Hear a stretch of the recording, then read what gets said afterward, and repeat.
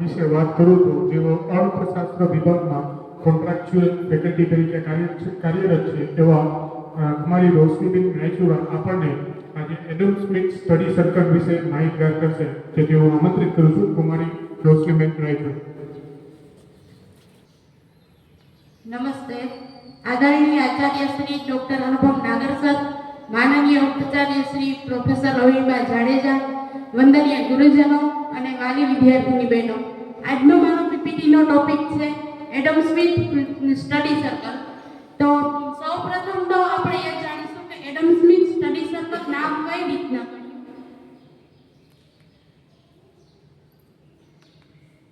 તો કે Adam Smith આધુનિક અર્થશાસ્ત્રના પિતા તરીકે ઓળખવામાં આવે છે. એડમ સ્મિથે 1776માં ધ વેલ્થ ઓફ નેશન્સ પુસ્તક બહાર પાડ્યું હતું. તે પુસ્તકમાં તેમના આર્થિક વિચારોને મહત્વ આપ્યું હતું. આર્થિક વિચારો દ્વારા તેઓ માનતા હતા કે મુક્ત બજારમાં સ્વાર્થ માટે વ્યક્તિએ આર્થિક કલ્યાણને મહત્વ આપવું જરૂરી બને છે. તેમજ તે ઉપરથી એડમ સ્મિથ નામ સ્ટડી સર્કલનું રાખવામાં આવ્યું છે. તે પછી જોઈએ તો આપણે કે અમારા સ્ટડી સર્કલના કોઓર્ડિનેટર તરીકે ડોક્ટર કિલુબેન ગામી તેમજ સેક્રેટરી તરીકે ભારતીબેન મોઢવાડિયા કાર્યરત છે.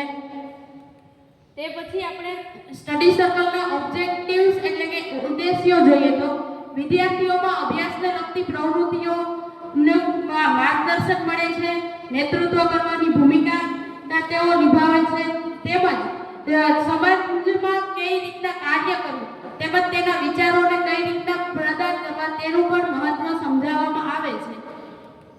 આઉટકમ જોઈએ તો કે વિદ્યાર્થીઓમાં ટીમ વર્ક, નેતૃત્વ, એકબીજા સાથે વાતચીત કરવાની કળા, કૌશલ્ય અને અલગ અલગ પ્રવૃત્તિઓ દ્વારા તેને માર્ગદર્શન મળવામાં આવે છે.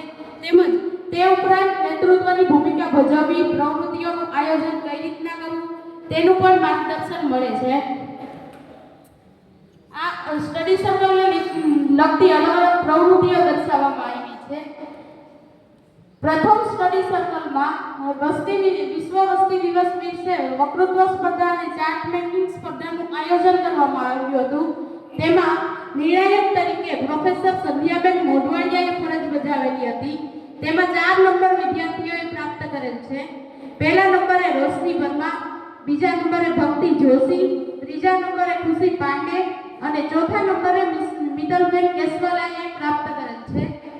તે પછીના સ્ટડી સર્કલમાં અર્થશાસ્ત્રને મહત્વ, સ્કોપ અને પરિચય વિશે વિદ્યાર્થીઓને માર્ગદર્શન આપવામાં આવ્યું હતું. તે પછીના સ્ટડી સર્કલમાં રિસર્ચ પેપર કઈ રીતના લખવું તે વિદ્યાર્થીઓને પ્રોફેસરો દ્વારા સમજાવવામાં આવ્યું હતું. તે પછીના સ્ટડી સર્કલમાં જોઈએ તો ડિબેટ કોમ્પિટિશનનું આયોજન કરવામાં આવ્યું હતું. તેમાં પણ વિદ્યાર્થીની બહેનોએ નંબર પ્રાપ્ત કરેલ હતો. પહેલો નંબર છે મોઢવાડિયા ભારતી, બીજો નંબર છે કુછડિયા કાજલ, ત્રીજા નંબરે ઓળેકરા સોનલબહેન અને તેમાં ડિબેટ સ્પર્ધાના વિષય તરીકે ખાનગીકરણ, ઉદારીકરણ અને વૈશ્વિકીકરણને મહત્વ આપવામાં આવ્યું હતું. તે પછીના સ્ટડી સર્કલમાં આપણે જોઈએ તો કે નવપ્રતિષ્ઠ અને પ્રતિષ્ઠ અર્થશાસ્ત્રીઓ વિશે પ્રોફેસરો દ્વારા માર્ગદર્શન આપવામાં આવ્યું હતું. તે પછીના સ્ટડી સર્કલમાં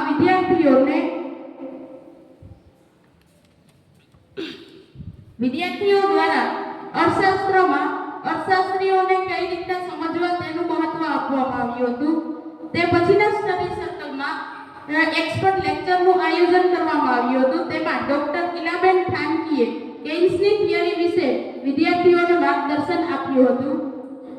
તે પછી આપણે સ્ટડી સર્કલ જોઈએ તો ચાર્ટ મેકિંગ, જે ચાર્ટ મેકિંગ ગ્રાહક સુરક્ષા અંતર્ગત કરવામાં આવ્યું હતું. ચાર્ટ મેકિંગમાં પણ વિદ્યાર્થીની બહેનોએ નંબર પ્રાપ્ત કરેલ છે. પહેલા નંબરે છે પરમાર રોશની, બીજા નંબરે છે ડાકી રેશમા, ત્રીજા નંબરે છે મોઢવાડિયા ભારતી.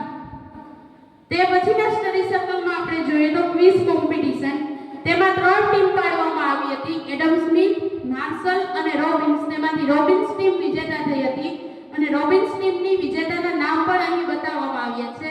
તેમાં છે પરમાર રોશની, કુછડિયા કાજલ, મોઢવાડિયા ભારતી અને કેશવાલા મિત્તલબેનનો સમાવેશ થાય છે. પછીના સ્ટડી સર્કલમાં વિશ્વ ગુર્જરી લાઇબ્રેરીની મુલાકાત રાખવામાં આવી હતી. તેમાં વિદ્યાર્થીઓએ સવિતા દીદીના જીવન ચરિત્ર વિશે માર્ગદર્શન મેળવ્યું હતું.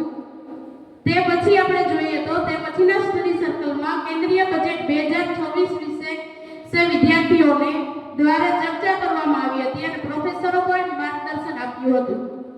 તે પછી આપણે છેલ્લે જોઈએ તો કે ભગવાન બિરસા મુંડાની 150મી જન્મ જયંતિ અંતર્ગત ઓનલાઈન ક્વિઝનું આયોજન થયું હતું અને તે આયોજન કોમર્સ અને ઇકોનોમિક્સ ડિપાર્ટમેન્ટ દ્વારા કરવામાં આવ્યું હતું. અંતે હું એટલું જ કહેવા માંગીશ કે પુસ્તકો છે સાથી, સપના છે વિશાળ, મહેનત કરશો તો મળશે કમાલ, લક્ષ્ય સુધી પહોંચવાનો છે વિશ્વાસ, હિંમત રાખો તો જીત છે ખાસ. Thank you. આભાર મારી રોશનીબેન. આપે અમને સૌને એડમ સ્મિથ સ્ટડી સર્કલ બાબતે ખૂબ સુંદર રીતે માહિતગાર કર્યા. આપનો ખૂબ ખૂબ આભાર અને આપ સૌ શ્રોતાઓનો પણ ખૂબ ખૂબ આભાર.